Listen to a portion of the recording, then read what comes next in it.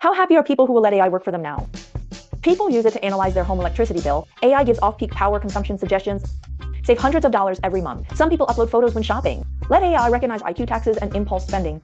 Let yourself spend less money unjustly. Now, there are also many companies that no longer look for junior artists, making posters, covers, and main pictures directly. Let the desert work. Save at least tens of thousands a year. Nowadays, many people have integrated AI into their lives, and it's used by thieves. So, is our company? However, I found a bug. It's just that as soon as he gets to the serious work scene, the chain falls off a bit. For example, I asked him Xiaowei how to optimize the next step of the Reading Circle project.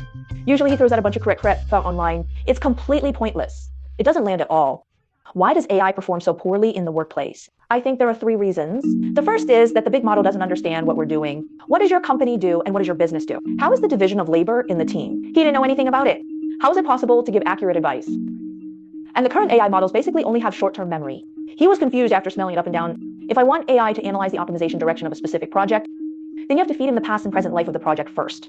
Manpower, material resources, funds, head smashing, and other play plans. And what are the goals? I don't get the spoilers straight.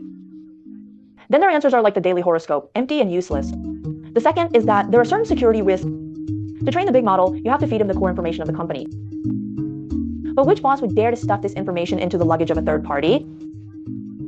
If the core information is leaked, it will return to the pre-liberation overnight.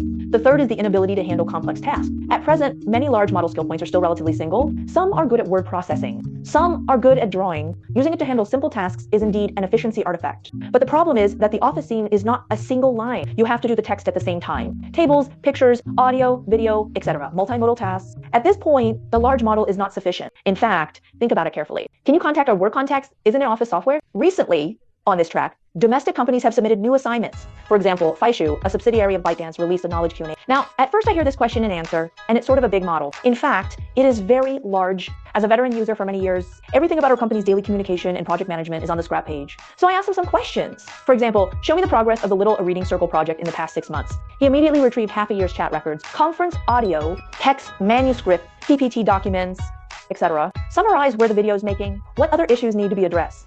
You don't have to sync the context with him. Just ask, he himself will know the cause and effect of the whole thing. What's more, I think he's safe. Just like the same question, different accounts can ask it, and the answer is completely different. No one can see information beyond their authority. This sense of security is in place. Of course, he is still far from a true smart office, but at least it's working now. Usability is the most important thing for enterprises. The hardest part is running from 0 to 1. And going from 1 to 100 is just a matter of time. I really think Uncle Fei Yi has an advantage in doing this. You don't need to upload the data manually. Go to the extra head dimensional. Like our team, we work on Uncle Fei every day.